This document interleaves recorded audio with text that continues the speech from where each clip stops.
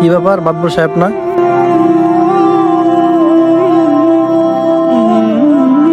আসসালামু আলাইকুম মাতবর সাহেব। ওয়ালাইকুম আসসালাম। শালম, কি অবস্থা? মাতবর সাহেব, এর আগে যে আপনার টাকার কথা বলছিলাম, টাকাটা তো আজকে প্রয়োজন, কালকে আমার ছেলের ফ্লাইট। শালম ভাই, তাইলে আপনার বাড়ির দলিলটা দিয়ে ওর কাছ থেকে টাকাটা নিয়ে যান। আসসালামু আলাইকুম। ওয়ালাইকুম আসসালাম ওয়া রাহমাতুল্লাহ। দোস্ত, তুই যে আমারে টাকাটা দিলি অনেক বড় উপকার হয়েছে। আমি যদি ইটালি যেতে পারি টাকাটা ইনশাল্লাহ পরিশোধ করে দিব। আরে দোস্ত না, তুই ইতালি আগে ভালো মতো যা, ইনকাম কর, তারপর টাকা দিস। আর তুই টাকা না দিলেও আমার কোনো সমস্যা নাই, তুই আমার বন্ধু মানুষ। আর সবচেয়ে বড় কথা হলো কি জানোস, তুই যার মাধ্যমে যাইতেছস একটু চেক করে যাইস।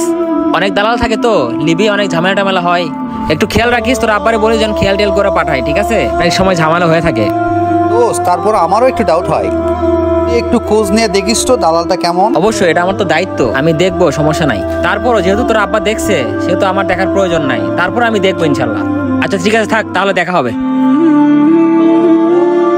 আরে ভাই, কি খবর? হ্যাঁ ভাই, কেমন আছেন? হ্যাঁ ভাই ভালো, আপনার কি খবর? আলহামদুলিল্লাহ ভাই ভালো। আমি শুনলাম আমার বন্ধুর ভিসা নাকি আপনি ব্যবস্থা করে দিয়েছেন। জি ভাই। দেখেন ভাই, তার বাবা কিন্তু একদমই নিঃস্ব, যে সম্পত্তি ছিল সব বিক্রি করে দিছে, প্লাস আমার কাছ থেকেও কিছু টাকা ঋণ করেছে। তো সবকিছু মিলে তার অবস্থা খুবই খারাপ, ঠিক আছে? তার যেন কোনো সমস্যা না হয়, কোনো ঝামেলা না হয়, ঠিক আছে? ঠিক মতো যেন পৌঁছাতে পারে আমার বন্ধু।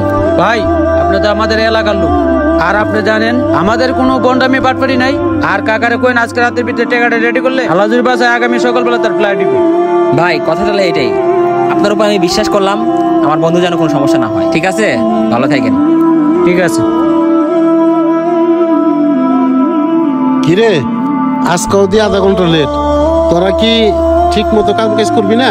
তোমরা যদি ঠিকঠাক মতো কাম কাজ না করো তাহলে মাতবর সাহেব, মাতবর সাহেব। লোক নিমু। মাতবর সাহেব। এই শালম ভাই, কি হয়েছে আপনার? ভাই ভাই, আমার অনেক বড় বিপদ, অনেক ভাই, বড় কি বিপদ হয়েছে? আমার ছেলেরে লিবিয়া মাফিয়ারা আটকে রাখছে। যেভাবে হয় আমার ছেলের সারার ব্যবস্থা করেন মাদুর সাহেব।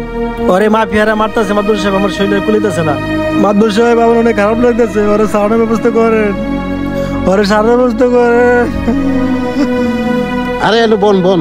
আল্লাহ। শালম ভাই, আপনি কোনো চিন্তা করেন না, আমি আমার বাইকটারে ফোন দিতেছি। হ্যাঁ রনি। হ্যাঁ মামা। হ্যাঁ হ্যাঁ, ওই যে আমুক এলাকার শালম ভাই আছে না, ওই যে শালম ভাইয়ের পোলাটার মনে কর দালালটা দিয়া লিবিয়া মাফিয়ারাতে উঠাই দিছে। এইটার কোনো একটা ব্যবস্থা কর, আর দালাল দিতে ধরার একটা ব্যবস্থা কর। কি কোন? ওরা তো আমার সামনে আছে, কারণ নিয়ে দিছি মামা, কারণ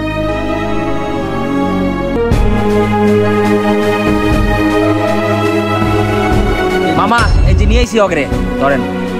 এই বেটা, কামটা করছিস কি?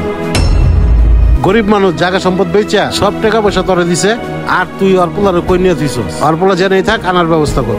মাতবর সাহেব, আমি ভুল করে পালাইছি। মাতবর সাহেব, ওরে আনার ব্যবস্থা আমি করতেছি। এরকম অনেক পরিবার এসব দালালের কাছে জিম্মি, তাই আপনার কষ্টের টাকা এসব দালালের কাছে তুলে দিবেন না, পরিবারকে ধ্বংস করবেন না।